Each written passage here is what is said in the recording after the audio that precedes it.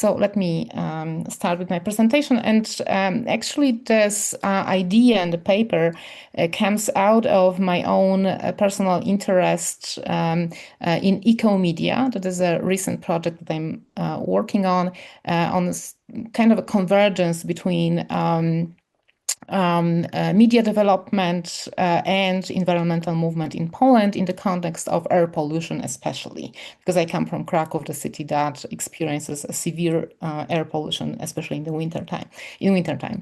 So yeah, the other source of today's presentation is a research project that we've been working on with a whole team of researchers led by Piotr Marecki from the Institute of Culture of Jagiellonian University. And it is part of a 5-year-long research project financed by National Program for the Development of Humanities in Poland. But let me start with something unusual. I would like to play a sound clip, a snippet from an interview I conducted a few months ago. It will be in Polish, so you probably won't understand, but I will play it because it it is a important starting point for my presentation today. Jak ja bym chciał to komuś opowiadać, zresztą czasami to tam gdzieś ten temat się pojawia w jakichś tam towarzyskich spotkaniach to po prostu komuś, kto jest jakby troszeczkę młodszy, to bardzo ciężko to wytłumaczyć, bo po prostu ktoś, no trudno zrozumieć to, tak? O co chodzi w ogóle, że jakieś e-maile, no każdy w tej chwili po prostu, tak, e-mail jakby jest w ogóle niezależny od internetu, tak? Internet jest wszędzie, go mamy w telefonie, wszędzie. So this snippet was about how difficult it is to explain to someone that the period of time that we were discussing, namely mid-90s of the 20th century, what happened back then, why setting up the first why setting up the early infrastructure for non-governmental organizations in Poland? Why was it important? Because my presentation is actually not quite historical. I'm not interested in sort of recreating the historical past or setting up the facts. What I'm interested in is digging out into the history to sort of reclaim the moments where the moments of variantology. And here I'm referring to Zygmunt Zieliński's approach, where we look to the past in order to be able to see different trajectories for the current media landscape. Namely, I'm really interested in what we can discover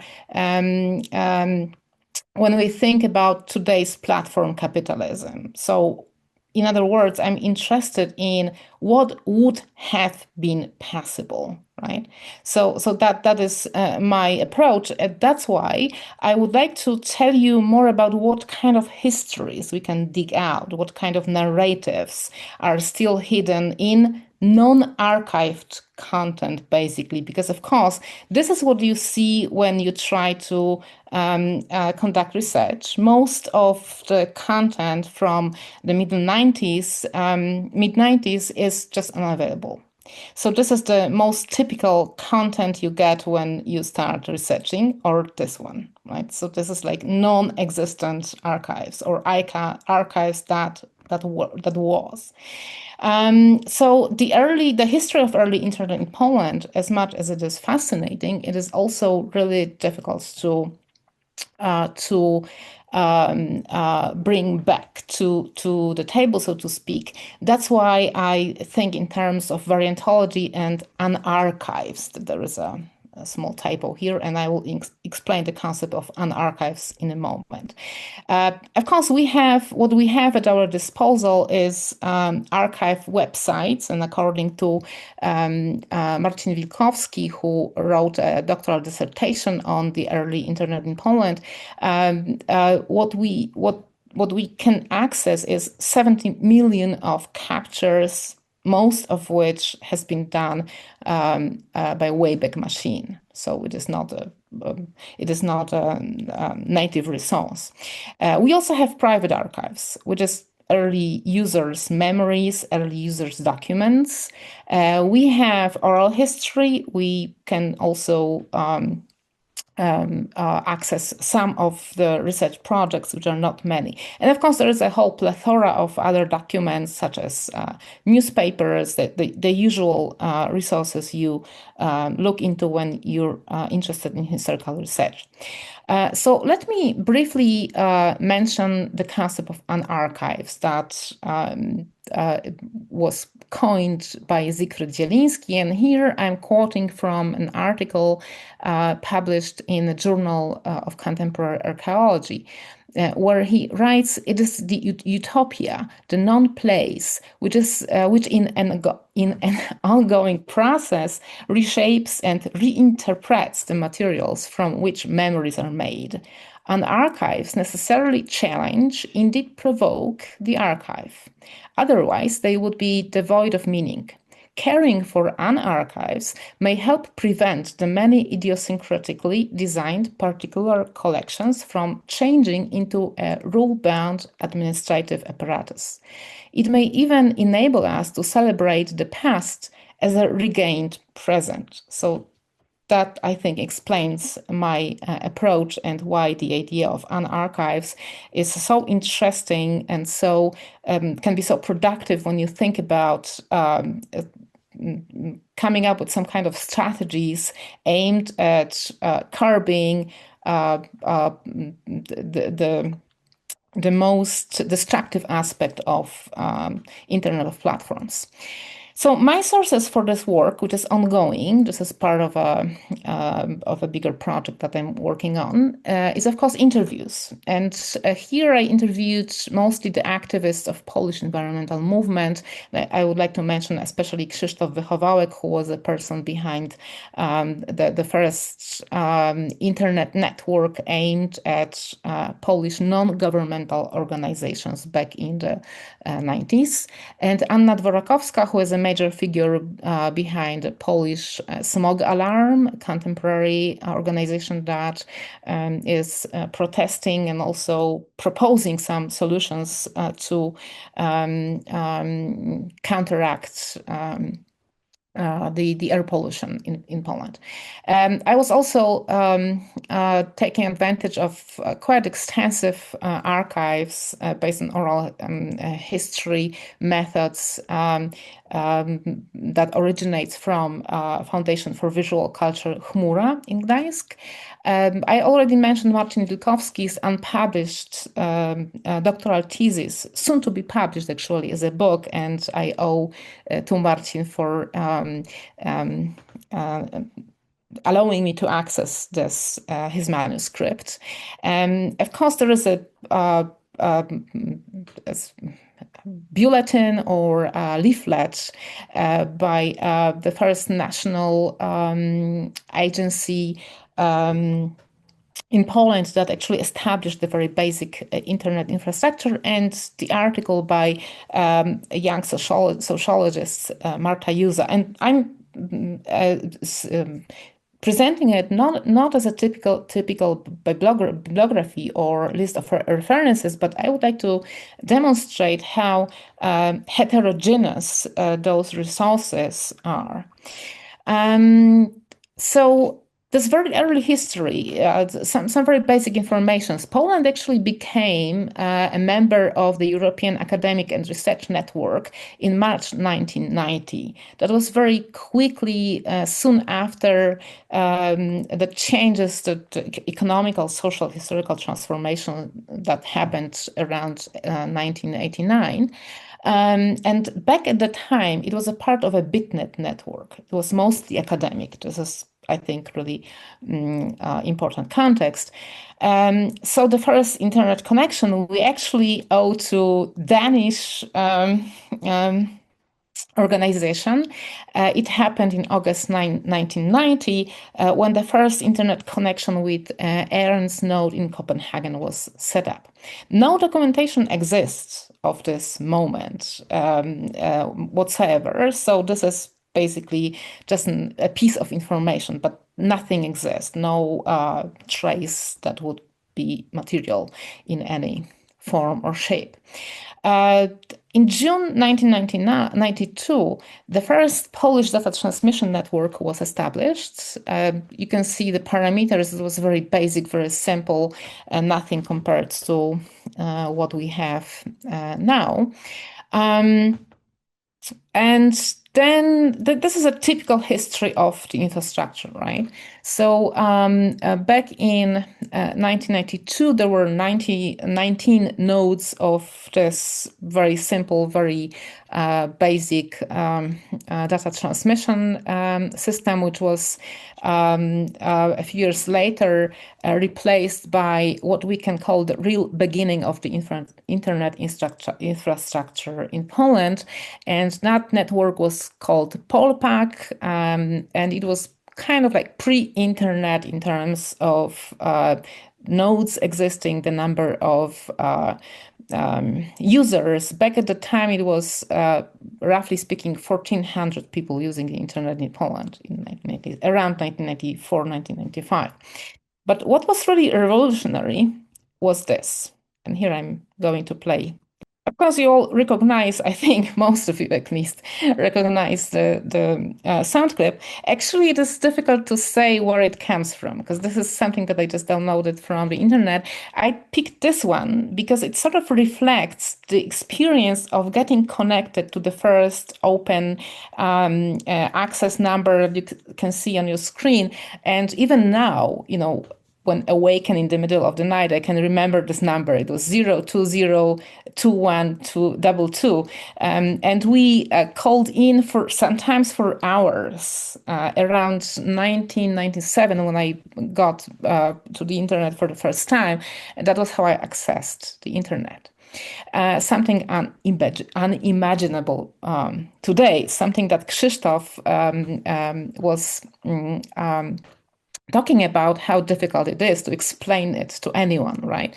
And I picked this one because that, as I said, resembles or recalls what we actually were experiencing back then. This is an advertisement in then major Polish daily called Gazeta Wyborcza. It exists now too. So this number was actually advertised as the way to access the internet. So this is how I would say the linear history of internet as kind of, you know, technological tool, civilizational development, depending on how you see it. So this is how the linear history goes.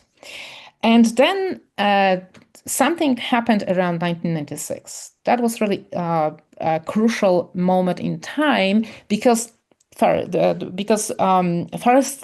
this first commercial dial-up service was established by Telekomunikacja Polska. The first national Polish online news and mail service was established, known as Onet.pl, still existing. And the first popular online mail client service also started operating. So 1996 is really, I would say, foundational. And around that time, there are two events that I would like to refer to briefly. There's no time to really delve into details. So at the time, the number of users, the number of internet users was less than 1% of Polish population. So this is really a pioneer period. And in 1995, the first website for the cultural institution in Poland was set up. It was designed by Marta Dobrzyńska van der Hagen, who at the time was a young artist, graphic designer. That was her diploma work. And here you can see a photo from the moment when she defended her diploma at the Center for Contemporary Art in Warsaw, because that was her work to design and to put on the internet the first the website for the center. At the same year, she also she has designed the website for the well-known International Festival of Contemporary Music in Warsaw.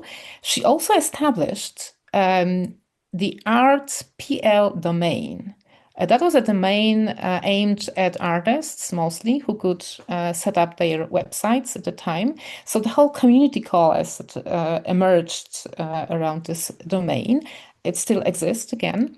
And in the years 1996, 1995, the first workshops for artists at the center in Warsaw were organized. Again, Marta Dobrzyńska-Vanderhagen was someone behind it. So I would say that one of the very first communities who were active were artists in Poland. And not only in Poland, if we look into the beginnings of net art, that will be also the same kind of trajectory visible. So this is this art community that I would like to draw your attention to. And another important locus of the activity, which is completely under-recognized, I would say. I haven't found this part of the early history in any of the existing historical account. That was environmental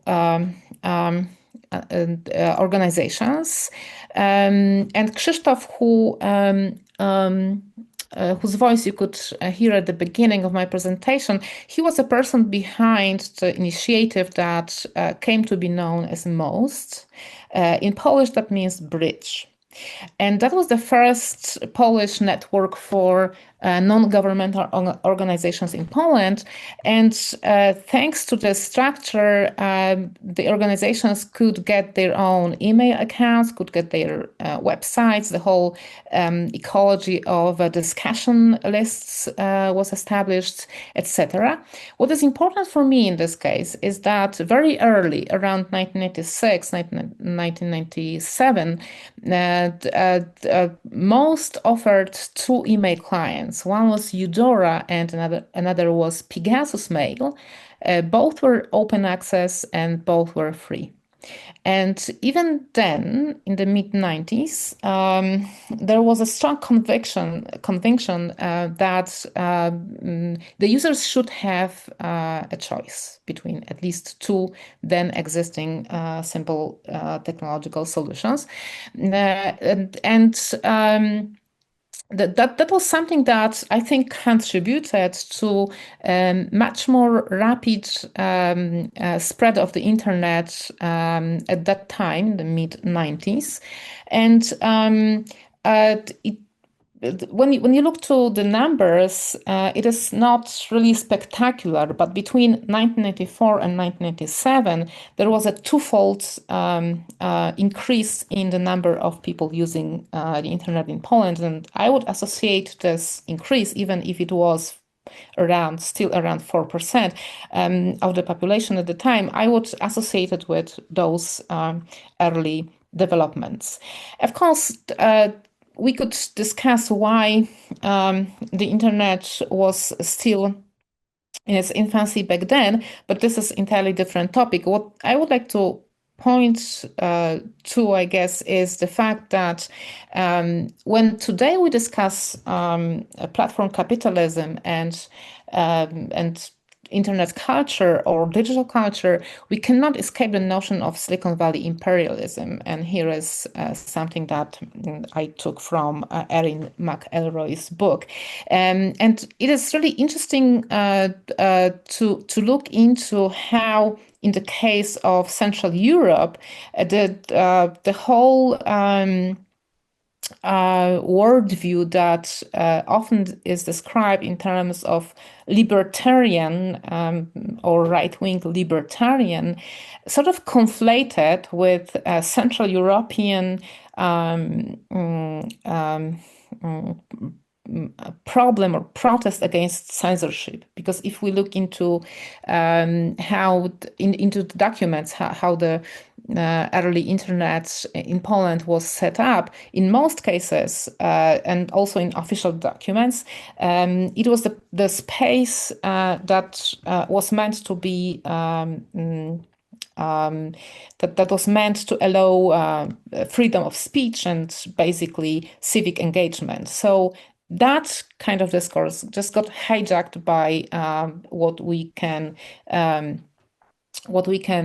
see now as ubiquitous in the age of platform capitalism. So I'm not offering any conclusions. Actually, this is only this presentation was meant as and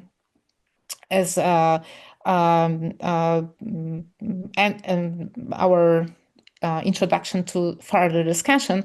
But I'm strongly convinced the more I research the early internet in Poland, the more I'm convinced that the notion of unarchive and variantology is really a valuable tool to look into the future, based on what we can find, based on the stories we can find in our past. Thank you very much for your attention, and I will gladly reply to any answers.